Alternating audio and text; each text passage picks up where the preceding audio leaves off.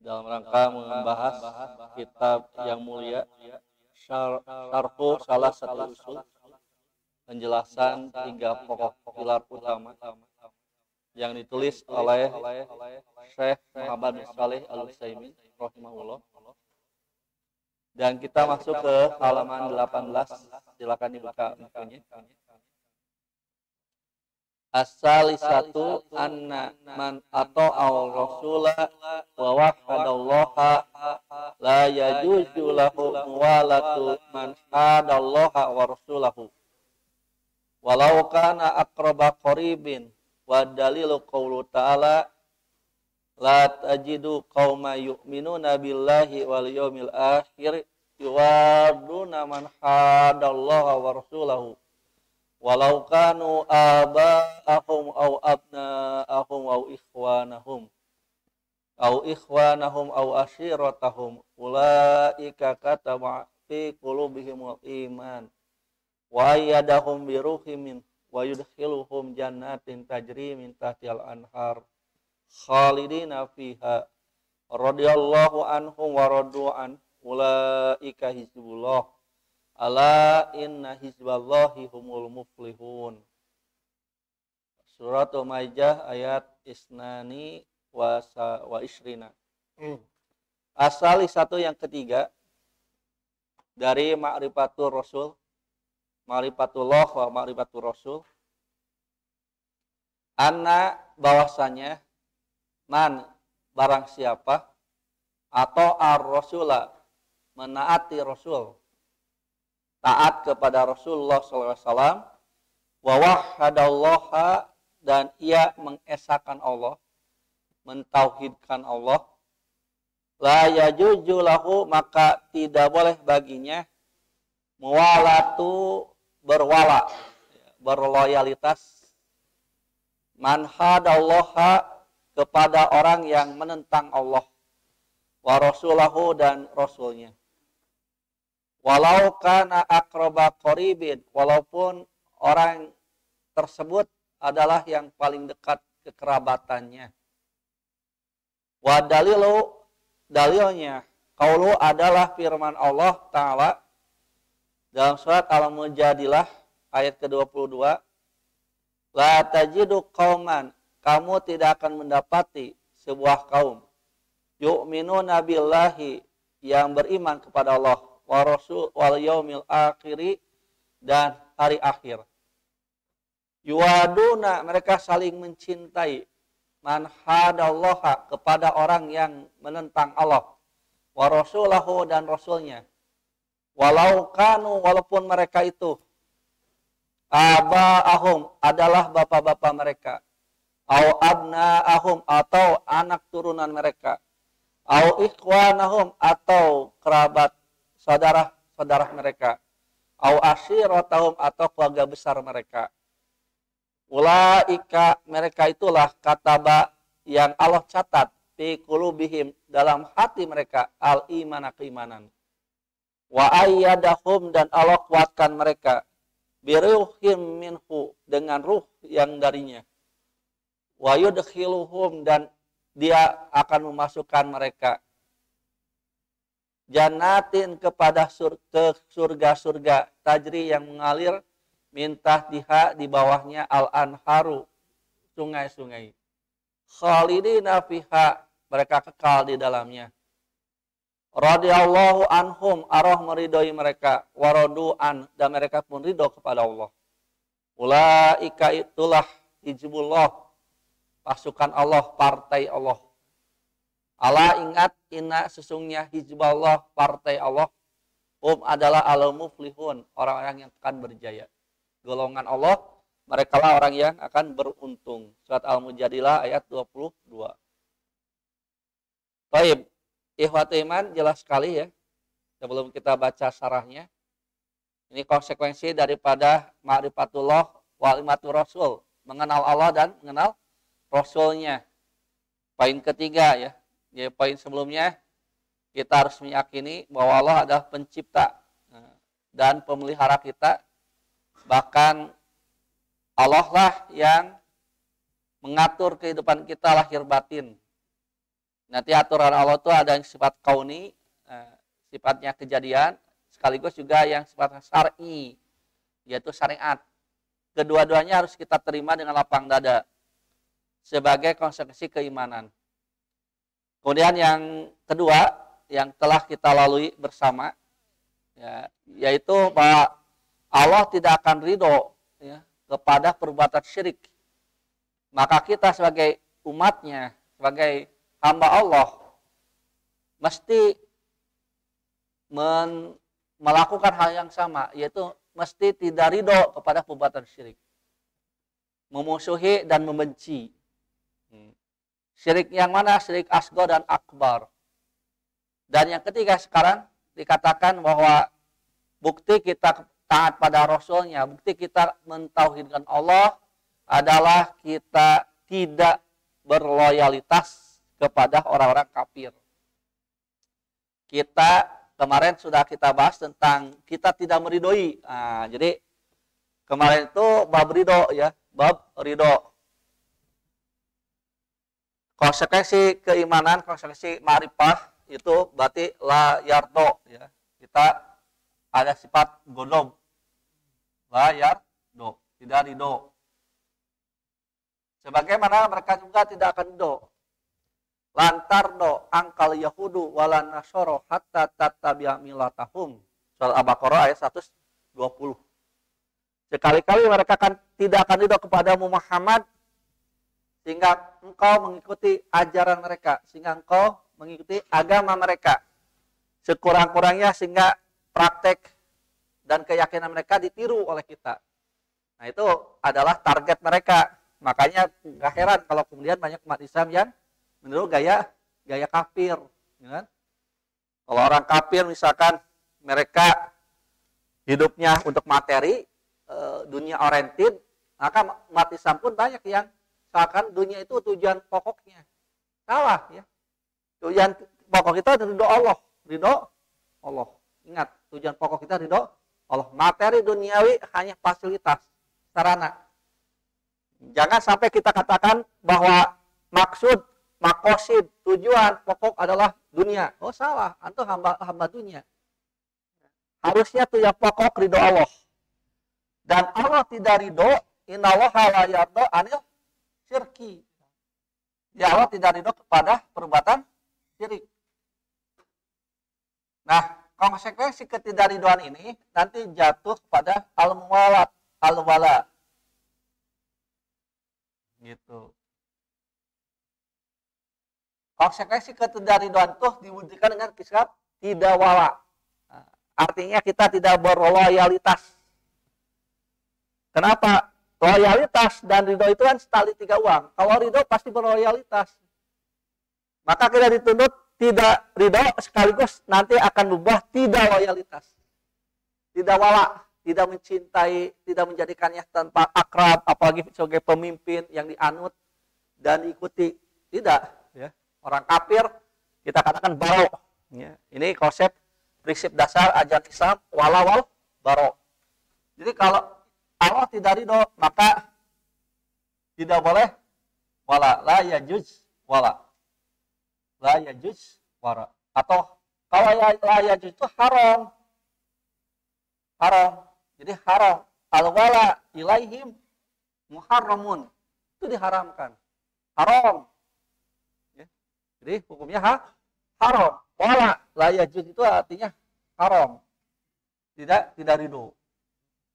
Haram. Kita punya rasa cinta, rasa loyalitas, ya, apalagi sampai ada ungkapan loyalitas tanpa batas. Uish. Kita dengar kalimat itu, loyalitas tanpa batas itu hanya kepada Allah dan Rasulnya. Kepada makhluk ada batasnya. Apa batasnya? Ketika mereka tidak menentang syariat Islam. Ketika mereka tidak menentang perkara yang diharamkan oleh agama. Kalau mereka sudah menghalalkan apa Allah haramkan atau sebaliknya mengharamkan apa yang Allah halalkan, maka kita katakan wow, no way, gitu kan? Tidak, katakan tidak.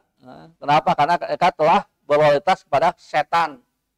Tugas kita memusuhi setan, bukan menemani setan. Jangan sekali-kali mengikuti tingkah laku setan. Wala tattabi khutuwatis sayatin. Jangan kau ikuti langkah-langkah setan. Tahu setan itu apa? Setan itu setiap yang menentang Allah itu setan. Apa yang menentang syariat itu setan. Walaupun setan utama iblis, laknatullah alaihi. Penghulu setan itu iblis. Setan itu pengikut iblis. Asyayatina minal jinni wal insin.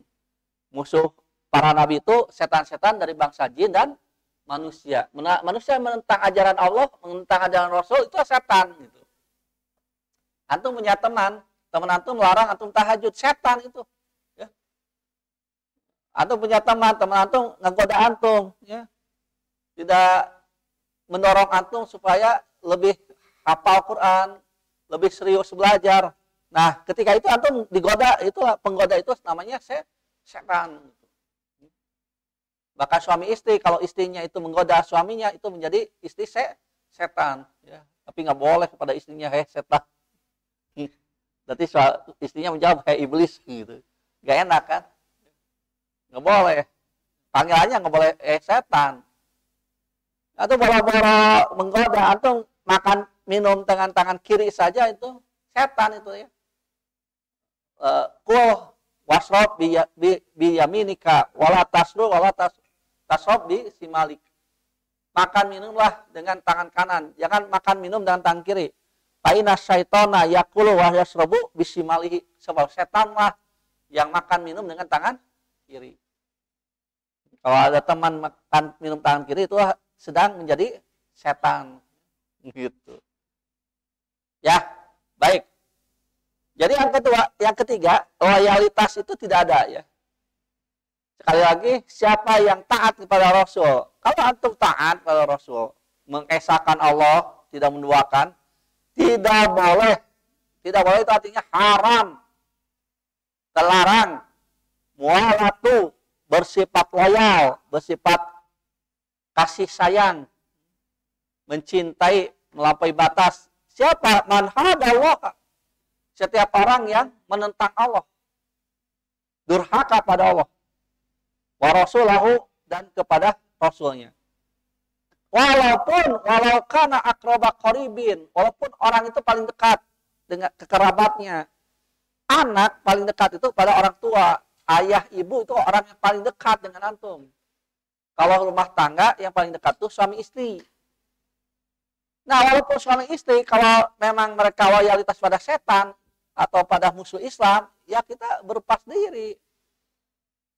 Sampai kalau anak dan orang tua nggak mungkin ya putus hubungan menjadi mantan ibu, mantan ayah gitu ya, mantan anak nggak ada. Kalau suami istri ada, mantan suami, mantan istri. Ketika istrinya sulit untuk diatur, ketika istrinya mencintai kekufuran dibanding keimanan, maka tak ada kata yang perlu kita pertahankan kecuali perceraian. Ya.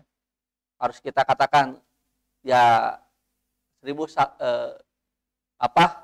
sayang 1000 sayang, tetapi apa boleh buat ya. Karena sudah memilih jalan yang berbeda. Saya memilih jalan yang Allah ridhoi insya Allah dan menuju kepada surganya. Sedangkan wahai Adinda, engkau memilih jalan yang pinarakaun. Ya. Baik, kita berputus aja. Ah, gitu. Itu namanya gentleman. Atau orang laki-laki gitu. Ulah cemen ya. Istrinya durhaka antum pertahankan, cemen namanya. Dunia tidak selebar daun kelor, masih banyak ya, janda-janda. Gadis-gadis lah, kalau janda, gadis-gadis masih banyak. Jadi jangan khawatir antum tapi kalau kepada ayah dan ibu nggak boleh putus hubungan seperti itu. Hanya kita katakan ya kita berlepas diri dari perbuatan mereka. Namun kita tetap berdoa pada Allah supaya mereka diberikan hidayah. Hatta orang tua kita itu kafir umpama naudzubillah ya. Atau melakukan kemusyrikan besar, misalkan menjadi dukun. Ada yang anaknya aktivis dakwah, ayahnya dukun. Karena ayahnya suka didatangi oleh masyarakat, lalu masyarakat bertanya itu ini. Bahasa Sundana pananyaan.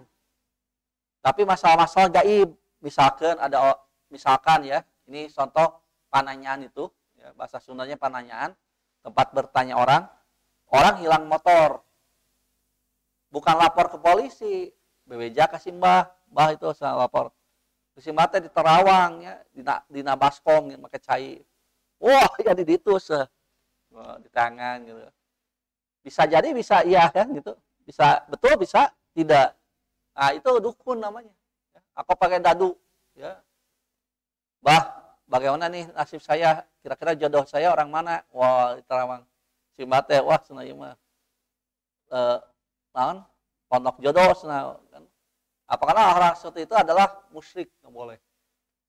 Nah, ihwah, kalaupun orang tuanya seperti itu, dakwaan itu harus kaulan kariman tetap. Wa qul lahumma kaulan kariman. Sampaikan al-haq ini dengan cara yang al-haq. Jangan sampaikan ajaran tauhid antum ajarkan, antum sampaikan dengan kalimat batil. Sampai mencak-mencak, mencaci orang tua, menghina orang tua, membentak orang tua, doraka tekain. Walaupun dukun, orang teh eta disepak itu, harus disepak. Antum jangan begitu caranya. Itu tidak menimbulkan simpati. Orang tua makin marah. Kalaupun mau ya antum diskusi kayak gitu kan. Ud'u ila sabili rabbika bil hikmah wal mau'izatil hasanah wajadilhum billati ya ahsan. Beritahu, bisa jadi mereka memang terbatas ilmunya, bisa jadi mereka tidak mengetahui al-haq. Mereka anggap itu adalah kebenaran. Nah, ketika orang tuanya seperti itu, antum dengan cara-cara yang mulia dekati, sampaikan ajaran tauhid ini dengan cara yang bagus dan terpuji. Jangan mentang-mentang antum sudah belajar tauhid, lalu antum, aduh ya bapak ya, pinarakaun pak, pinarakaun. Bapak teh ahli neraka, oh gaya. Ya itu mana? Gila gak boleh bicara seperti itu, haram antum menyakiti hati orang tua. Ya, makanya kalau orang tua tersinggung, saya kutuk kamu jadi batu, paling kundang kali. Gak boleh antum ya. Nah, kalau istri agak keras boleh. Mungkin kaulan ma'rufan lah, kaulan ma'rufan, kaulan sadidan. Bukan sadidan ya, pakai sin besar kan berarti sadidan. Kaulan sadidan, perkataan yang keras, nyarekan itu. Kaulan sadidan, kaulan yang lurus, jujur. Gitu. Boleh.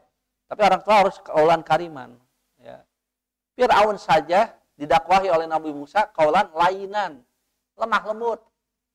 Idhaba ila fir'aun innahu togo pakula lahuma kaulan pakula lahu kaulan lainan. Pakula lahu kaulan lainan. Idhaba, pergilah engkau Musa dan Harun ila fir'aun, kepada Fir'aun, raja yang durhaka dan dolim saat itu. Orang yang paling bengis, sadis. Bayangkan betapa tidak sadis. Orang anak itu bunuh. Ya. Hamba saya dari Bani Israel itu dipakai tangga untuk dia berjalan kaki. Itu dolim sekali. Begitu ceritanya Firaun itu. Sadis, bengis, berhati batu, bahkan berhati iblis. Nah, bahkan mengaku dirinya Tuhan. Tetapi apa yang katakan oleh Allah kepada Nabi Musa dan Nabi Harun, dua manusia terbaik pada saat itu, wa qula lahu qaulan lainan. Wa qula lahu qaulan lainan, qaulan lainan. Nah, ini dakwah itu harus pakai qaulan lainan. Surat Al-Qasas ya ini teh. Al-Qasas. Qaulan lainan. Kepada orang tua mah Al-Isra ya. Qaulan di atasnya, ini di atasnya. Qaulan kariman. Jadi qaulan kariman itu semuanya ucapan paling atas gitu. Di bawahnya ada qaulan lainan.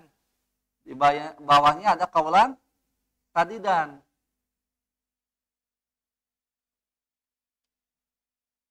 Nah, kemudian ada juga qaulan baligon.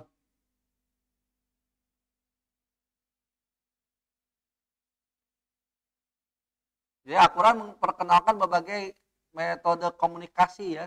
Ini ilmu komunikasi tentunya. Nah, nanti ada juga kaulan ma'rufan. Kaulan ma'ruf. Ma'ruf itu yang diketahui kebaikannya, dikenal kebaikannya. Jadi orang-orang mengenal juga itu baik gitu. Kalau baligon tuh sampai, ungkapan yang sampai. Kaulan kariman, kaulan lainan, kaulan sadidan, kaulan baligon, kaulan ma'rufan. Perasaan ada 6 ya. Apalagi? Ada yang bisa ingat? Ini yang ke-6 itu. Perasaan ada 6 ya. Dalam Al-Quran perkataan kaulan, hasanan gitu. Nah, kepada orang tua ini, ya nomor wahid. Jadi antum sampaikan perkataan pada orang tua itu kaulan kariman, yang mulia dan memuliakan, menghormati, penuh kasih sayang dan pengabdian kepada keduanya. Ya. Karena mereka lah man ahakku bihusni musohabati. Itu orang yang paling berhak. Ya, bihusni sohabati itu cara kita berkomunikasi, cara kita bermuamalah, berinteraksi yang terbaik gitu. Itu orang tua, enggak? Nah, makanya Al-Qur'an mengajarkan kaulan kaliman. Faqullahuma kaulan, katakanlah kepada keduanya ucapan yang mulia. Bukan yang menyedihkan atau membuat mereka kecewa, membuat mereka murka dan benci, bukan. Tapi yang mengundang mereka ridho, puas dengan sikap antum. Bahkan merasa bangga, ya mereka merasa terharu dengan sikap antum dan ucapan antum gitu. Ucapan antum menyentuh hatinya.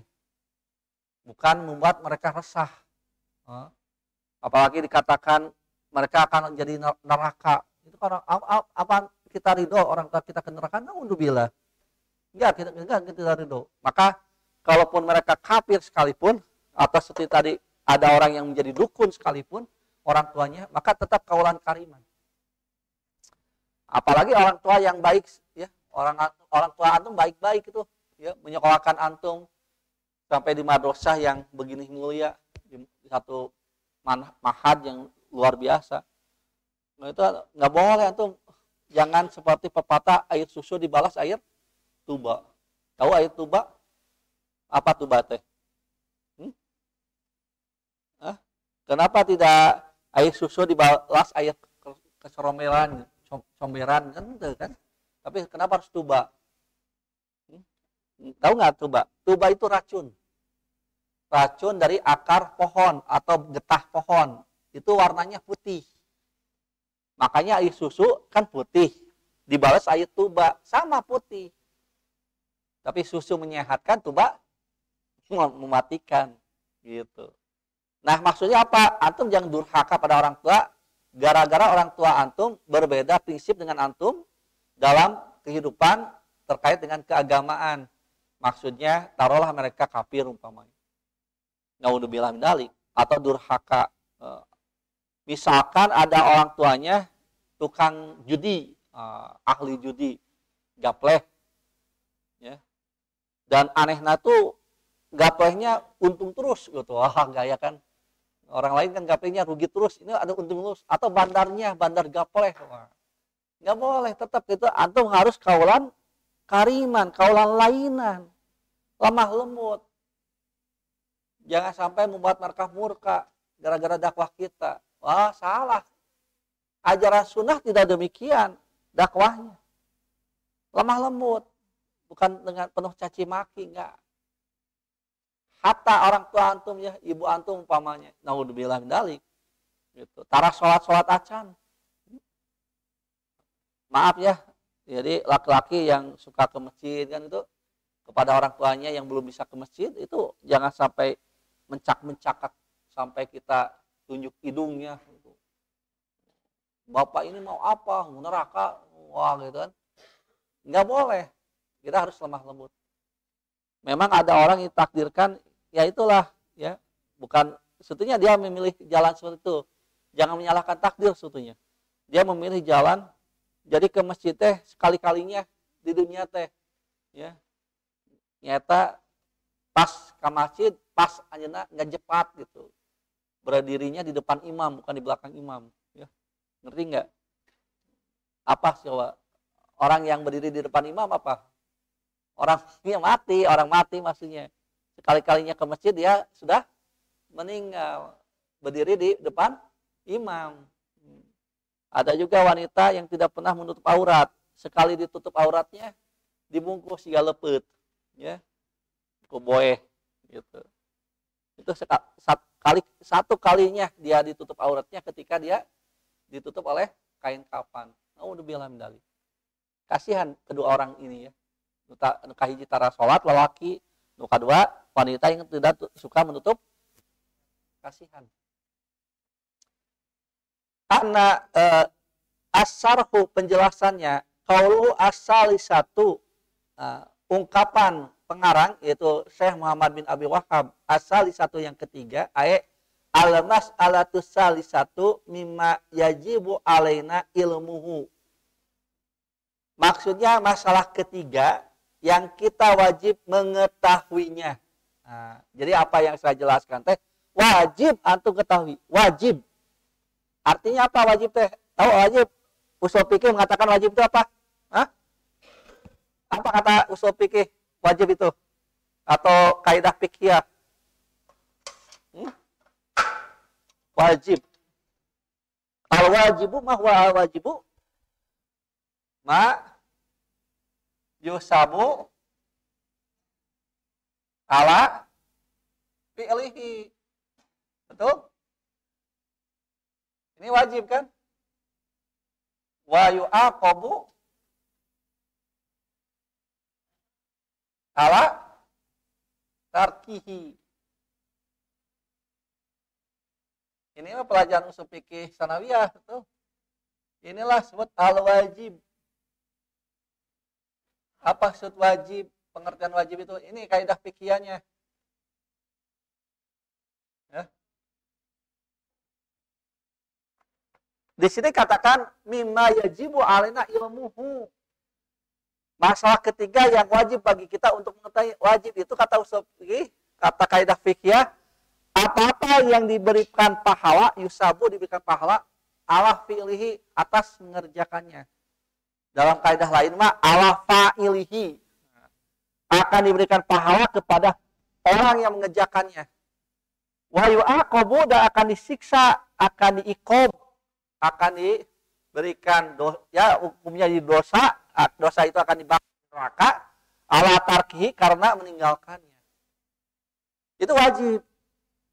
Jadi kalau umat Islam tidak mengenal kaidah ini, kaidah di mana kita berwala dan barok, bersikap loyalitas tanpa batas, dan baro itu artinya melepas diri, itu dia berdosa besar. Kenapa? Karena meninggalkan kewajiban. Yang pengertian wajibnya itu diberi pahala kalau mengerjakan dan disiksa kalau meninggalkan. Artinya yang kita lakukan ini adalah sebagai sarana mengamalkan yang wajib.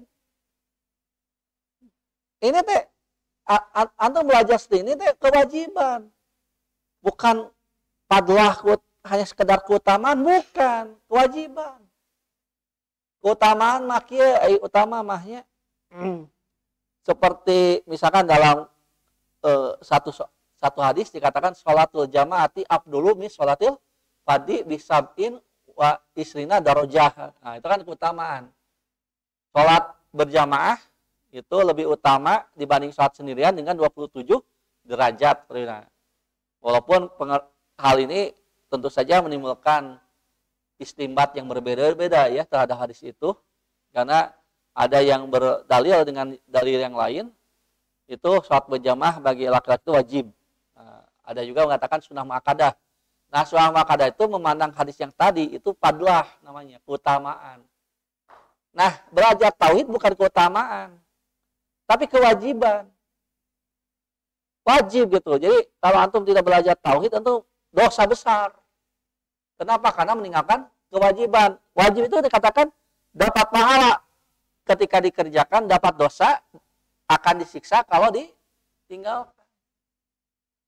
Jadi madah itu adalah materi kajian ya. Madah tauhid, objek kajian tauhid itu hukumnya wajib. Nggak bisa dihilangkan. Madah tauhid mesti ada. Gitu. Kenapa? Karena orang mengenal Allah, mengenal Rasulnya dengan benar itu dengan ilmu tauhid. Dah, al-wala'u wal-bara'u, kata Syekh Muhammad bin Shalih Al-Utsaimin, poin ketiga yang wajib diketahui oleh setiap muslim adalah wala wal baro, bersikap loyal dan bersikap baro, berlepas diri. Ini asas ajaran. Kebetulan memang ketika saya belajar ya di Universitas Ibnu Khaldun Bogor, ketika itu ada seorang profesor guru besar yang menyatakan bahwa dirinya sudah tingkat, ya artinya mungkin mendalami ilmu agamanya sudah sangat tinggi. Terus bukan hanya mendalami, tapi menghayati unsur-unsur agama, menghayati ajaran-ajaran agama dengan hatinya yang lapang, gitu. Sampai-sampai ada ungkapan dari beliau bahwa sekarang tidak ada lagi rasa benci kepada semua makhluk. Yang ada rasa cinta. Ya, qadarullah saya ingat dengan suatu mumtahanah saat itu. Maka saya katakan, Prof, maaf, menurut saya itu ungkapan kurang tepat. Kurang tepat. Kalau kita sampai mengatakan tidak ada rasa benci kepada semua makhluk, itu juga kurang tepat. Kenapa? Karena dalam Islam itu kan ada konsep wala wala baro. Kalau kepada sesama mukmin, betul tidak boleh ada rasa benci. Kepada sesama muslim, betul. Tetapi kepada orang kafir harus ada rasa benci. Bukan kepada orangnya, tetapi kepada kekafirannya, kepada perbuatannya. Apalagi pada setan, sumber maksiat, harus ada rasa benci. Masa kita lihat orang mabok tidak benci, ya? Masa antum melihat orang judi tidak benci? Antum kalau lewat ya di jalan, misalkan ada di pos ronda, terus orang itu gapleh gitu, main remi lah, balak genap, anu titik-titik kata tenang balak genap, anu titik hiji, titik dua kan, titik bareureum kan, nah, apa itu namanya, kartu gapleh ya, alhamdulillah, antum tinggal pernah lihat ya, bingung, kelihatan tampak bingung gitu. Yang ini yang gambarnya teh ya kotak-kotak ini ya tengahnya gitu. Atau lihat ada orang tua atau orang remaja gapleh di pos ronda, perasaan antum bagaimana tuh ketika lewat? Hayang ngiluan, hayang nurutan, tawa hayang matuan, hayang ngabaturan, ya, tawa hayang maledog. Nah, antum nggak ada perasaan apa-apa, sama cuek we ngaco atuh cuy. Lain cuek atau kita harus ada rasa sen gitu, sen of belonging ya, ada sense of responsibility, ada tanggung jawab, rasa tanggung jawab. Minimal tunjukkan ketidaksukaan, kebencian gitu maksudnya. Yang nggak perlu dilempar, tapi harus kita jauhi. Minimal jangan ikut nimbrung, nongkrong, atau sekalian diajar sudah bisa, wah gitu, gapleh. Apalagi kalau di mahad, itu pelanggaran besar, gapleh di mahad mah, ya harus ditindak keras kalau oleh ininya muslim atau murabi, harus ditindak keras tuh. Ada santri ya nyepengan kartu kitu, kartu remi, kartu remi, kartu opat hijian kan kapal tuh, aya nu eceng eusina teh naon eta teh, kartu naon ngaran teh remi naon. Itu harus ditindak. Ini apa maksudnya? Gitu. Nggak bisa, santri nggak boleh. Ya mah hiburan itu dengan Quran, lain hiburan dengan maksiat atau gapleh itu dari goplah, bahasa Arab. Goplah itu lalai. Gapleh ngalalaikeun. So, antum lihat yang pakai kartu gapleh, remi. Itu kalau adan ya berkumandang itu sholat tidak. Boro-boro, bisa saja beres tuh. 2 jam kaluhur kakak beresnya. Boro-boro gitu, maaf ya, permainan anak-anak yang sebetulnya boleh saja itu disebut mubah ya. Tapi menurut hemat saya itu jadi haram kalau melalaikan sholat. Nauncing monopoli, apa monopoli? Oh saudara, oh Allah, aduh, ini goplah itu teh gapleh kene, goplah, nggak boleh itu, diduru kudu nama, ya, dihukum pacung, nggak perlu dihukum pacung, itu harus diberi sanksi, nggak boleh. Di majelis yang mulia, itu monopoli, atau mau belajar apa? Ular tangga, udah gaya. Ya. Rusak. Apalagi kalau si ronji apa itu catur. Wah, catur tuh. Catur teh bahasa Sanskerta, catur teh opat. Un pancalima ya. Lamun tilu naon? Tri itu tilu ya. Upami dua dewi. Itu upami hiji esa atau tunggal. Catur opat. Tapi catur diurang duaan we catur teh. Apa catur? Banyak catur teh apal. Atau hade pisan catur teh apal. Ada kuda terus saya banteng kan itu. Banteng bisa pindah gaya, banteng bisa pindah. Udah tati jadi raja. Ya, prajurit aleutik teh anu dia.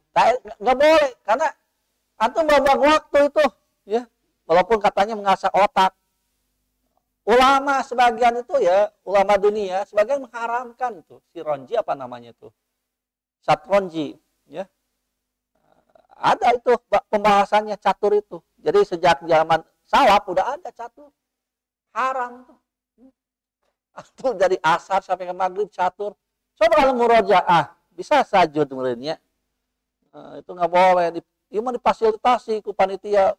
Ya, atau nafiku musrif ya, kalau istilah di kami musrif. Kalau di sini apa murabi apa musrif? Itu kakak kelas yang menjadi mentor itu namanya apa? Musrif atau murabi? Musrif, murabi. Atau ada istilahnya lain mentor?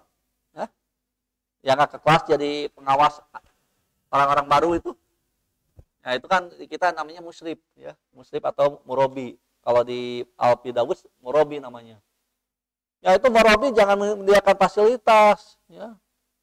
Abi bade ka kota, bade ka pasar baru ada nitip naon, kita catur papan catur. Aduh, enggak boleh diizinkan. Lumayan yang hiburan yang stres. Banyak belajar Quran stres, aneh belajar Quran stres. Ya, kalau belajar matematika wajar stres gitu. Hitung angka. Quran itu penyeduk ya. Nggak ada yang istilah stres. Jangan disediakan fasilitas seperti itu. Kalau mau olahraga yang jelas ya. Ari catur naon olahraga nah coba. Panon muridnya sini kan. Nah, jadi maaf ya hal seperti ini bagi seorang muslim harus ada sifat baro maksud saya. Jadi kalau ada orang yang sedang begitu teh lain orang yang diajar terus maturan ya. Di baturan asalna duaan meh rame jeung urang nggak boleh akhi. Kalau ada orang yang sedang judi sambung ayam, tahu sambung ayam ya ngadu ayam lah bahasa Sunda, ngadu ayam ya. Lalu antum ada di arena sambung ayam, antum hanya sebagai penonton. Sambung ayam itu kemudian digerebek polisi, tahu digerebek, sergap oleh polisi. Antum yang menyaksikan di sana ke kantor tuh. Sekurang tuh ada orang mah teu judi, orang mah teu taruhan kan ya. Tapi kan polisi tidak harus membawa antum sebagai saksi atas judi itu kan. Dibawa ke kantor polisi. Artinya apa? Dalam pandangan agama, orang yang melakukan maksiat di baturan ke antum dosa sama gitu. Maaf, walaupun antum tidak melakukannya. Seperti tadi judi antum baturan. Ya, saya mah hanya nyaksikannya hukum. Iya. Tapi itu dosa tetap. Maaf ya, seperti misalkan mabok misalnya, antum hanya membelikan, antum hanya sebagai kulir yang membeli. Ada orang preman mau mabok, ya. Kalau mereka apalen, geus ku abdi pameserkeun ka apa misalkan deh. Menang teu? Abdi mah pameserkeun hungkul. Teu ngamabok ngan saya sebagai kulir yang disuruh untuk beli AO. Ya, AO tahu? Atau arak, ya minuman keras, miras.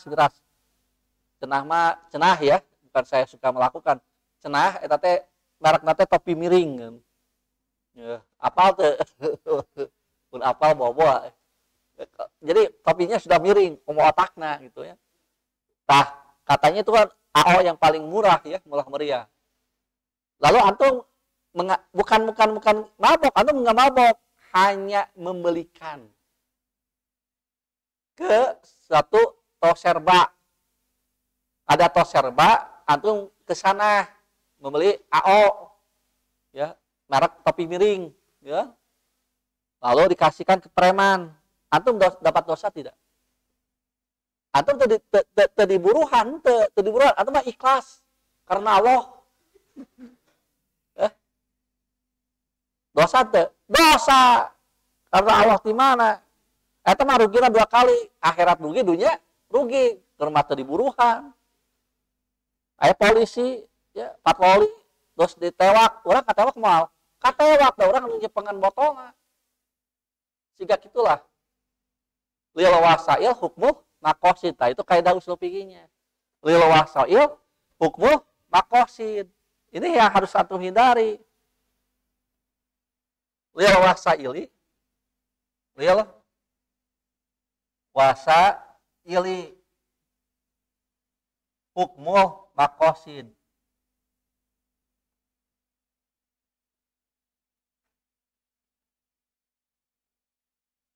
Nah, ini kaidah ya.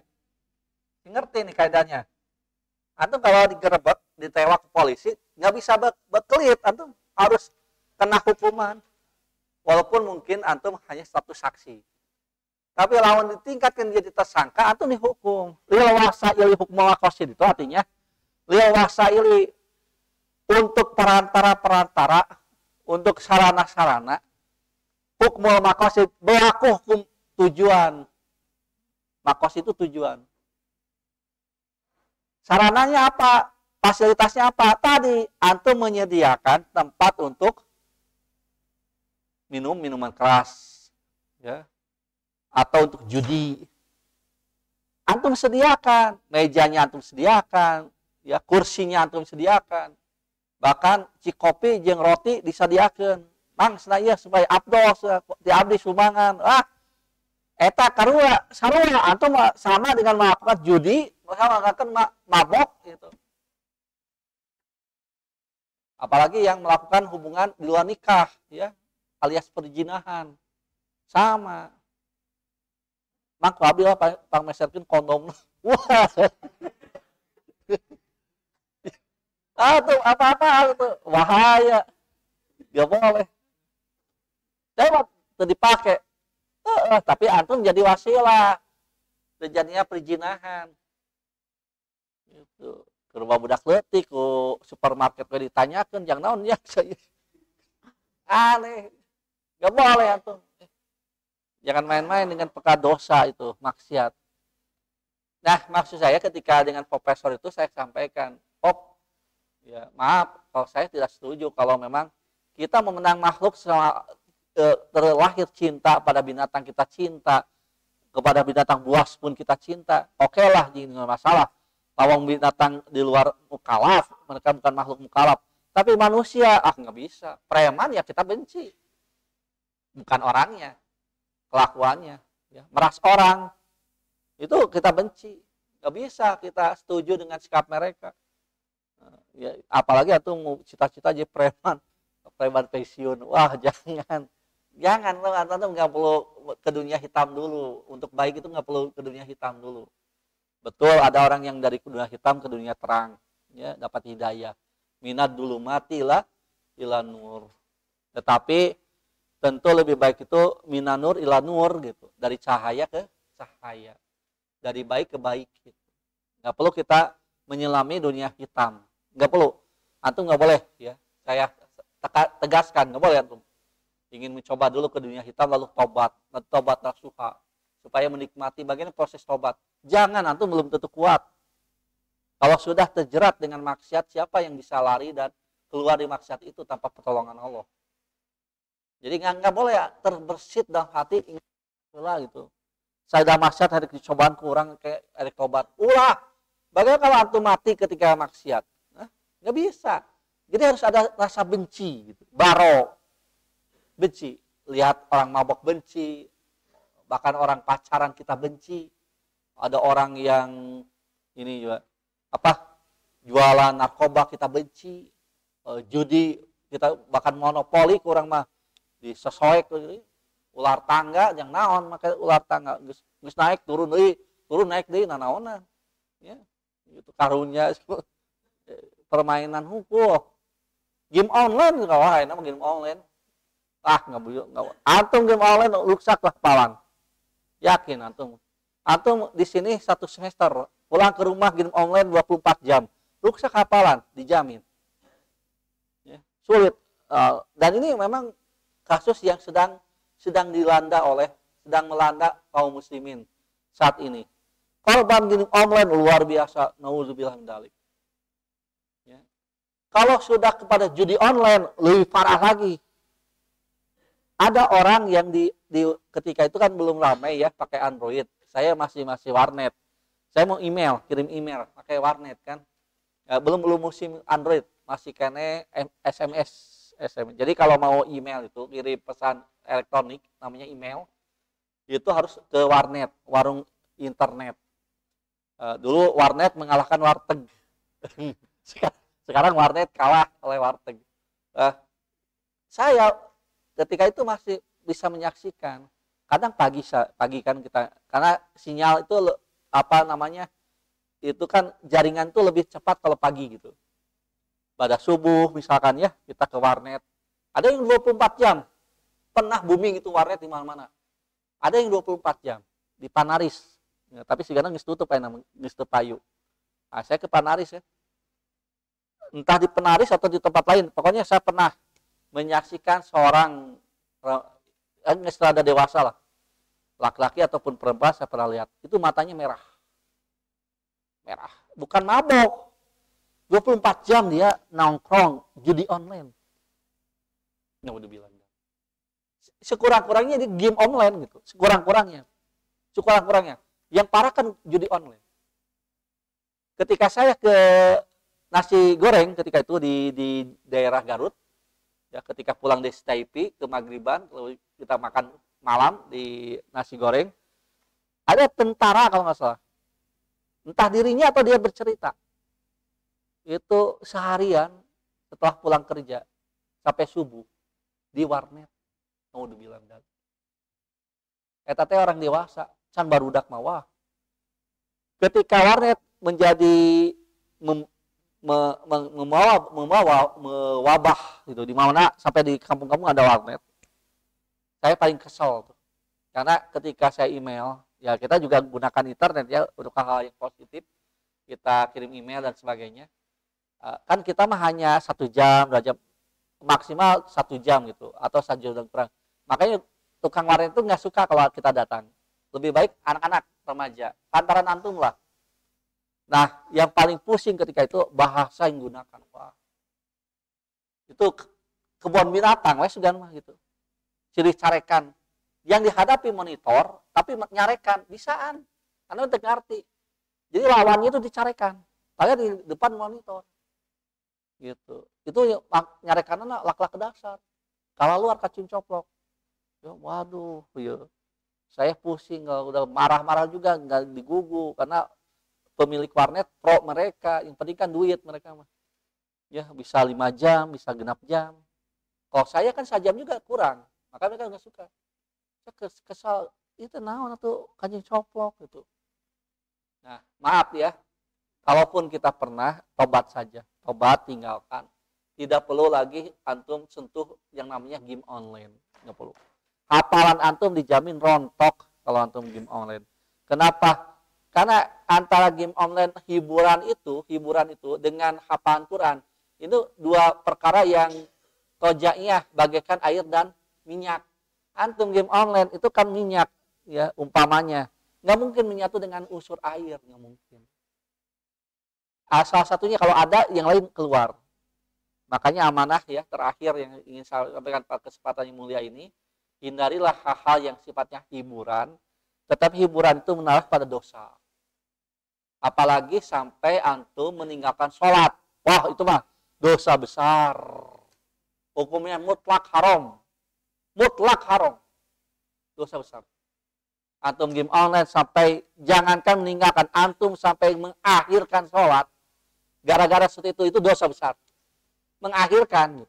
Bukan lagi meninggalkan, air. Jadi misalkan setengah tilu karek lahor. Cuk orang mah setengah tilu mah tungguannya sakedeng dari asar. Dah henteu, main dari setengah genap kakara asar.